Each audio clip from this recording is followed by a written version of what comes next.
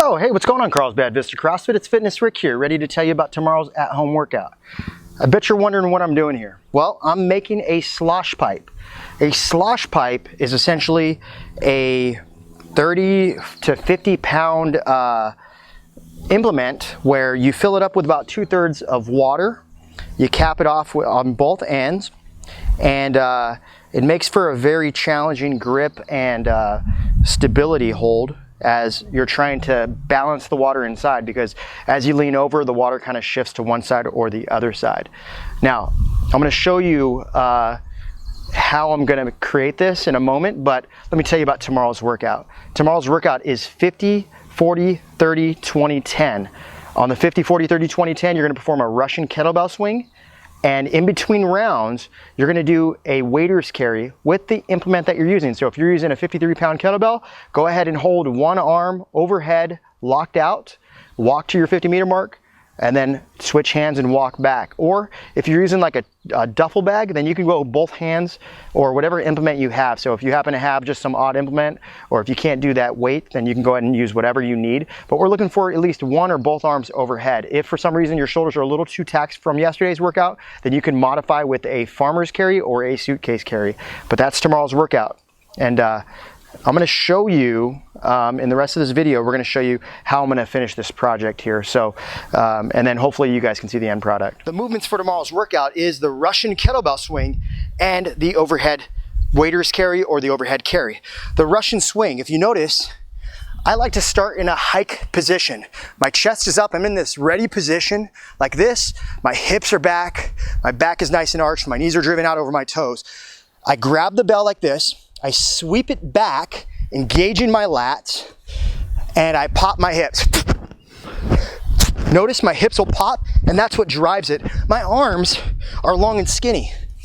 There's no power coming from here. I'm not pulling it up. Hips are popping, the arms stay nice and relaxed as it comes up to about here, or the focus here is really on that hip drive, okay? I don't care where the bell ends up going.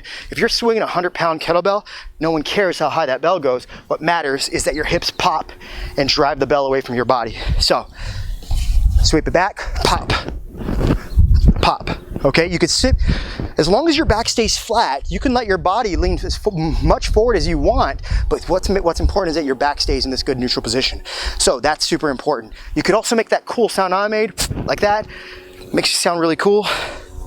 Now, after 50 of those, I'm gonna go ahead and traverse 100 meters. I would prefer a walk, not a run. So take that object, place it overhead, however you'd like.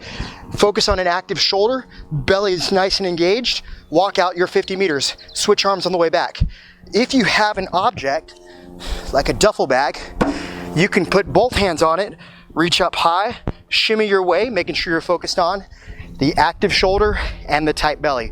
What does the active shoulder means? All it means is we're getting all these upper back muscles to assist in locking out the arms and making sure it's nice and stable. You're keeping the belly tight to make sure you have a good straight midline. Your back stays nice and healthy. That's all it is, okay? Those are the two movements for today's workout. I think I'm gonna spend another few minutes playing with this slosh pipe.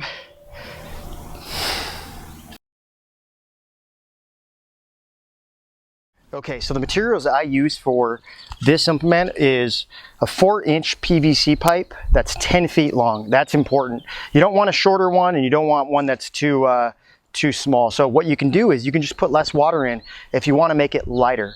From there, you're going to purchase 2 end caps that are going to fit on each side. Now, I've already done it on the first one. What I did was I sanded around the PVC pipe, and I wiped everything away. I sanded inside, and I applied some PVC glue around it. I let it set completely, 10 minutes on this right here.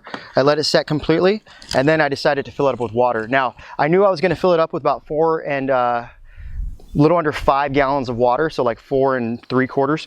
I wanted this to be about 2/3 full, so I filled up that 5-gallon thing. I went up here, I was gonna use my truck, and I decided this was the safest way to do it. So I filled it up right here. Now what I'm gonna do is I'm gonna prep this side.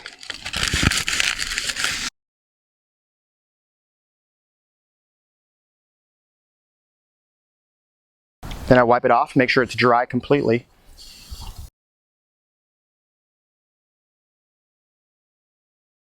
And then from here, I'm gonna apply a lot of PVC pipe glue. So I'm gonna apply this as much as I feel like I can.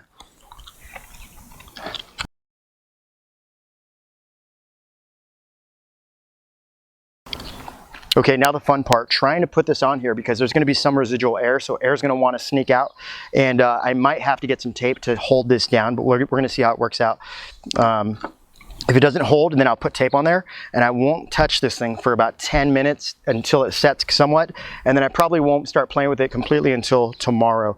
So I'm gonna just try to put this down. Finished product, this is kind of what it's gonna look like. Now, what I'm gonna do next is I'm gonna measure the halfway point from this entire post. So I'm gonna measure about the 5 foot mark. Once I get to that 5 foot mark, I'm gonna put a piece of tape around the center. It's important to identify the center of this thing because that's where you're gonna wanna kind of pick it up every single time. It just makes it easier to use this thing, okay? So I'm gonna mark that, and then when this thing is finished, I'll show you what it looks like in real time. Okay friends, I finished my slosh pipe. In the center, I put pink duct tape on it. That's just how I roll here. Hopefully my neighbors are not offended by my workout equipment. But this slosh pipe, it's filled with water. It probably weighs about 40, 50 pounds here. And so what I'm gonna do is I'm just gonna pick it up and show you a couple things I can do. Now I can hold it in my hands. If I was a stronger human being, which I'm not Muscle Mason, I'm not Cardio Chris, I'm not Quarantine Kenzie, I'm not Mediocre Mark. So I'm not as strong as those guys. So I'm gonna pick it up with kind of a grip like this. So I'm gonna pick it up like this. I'm gonna try to find the center point, be careful. And I'm gonna bring it up to my shoulders like this, and I'm gonna do some goblet squats or some front squats, trying to find the balance. The bar is sloshing all over the place. This makes it super tough. Right now I feel it in my arms, but I'm pretty sure my abs and legs are doing a lot of work to get it there. If I was much stronger and I didn't want to embarrass myself, I would probably try to take it overhead and maybe carry it like that. Let's see if I can do it.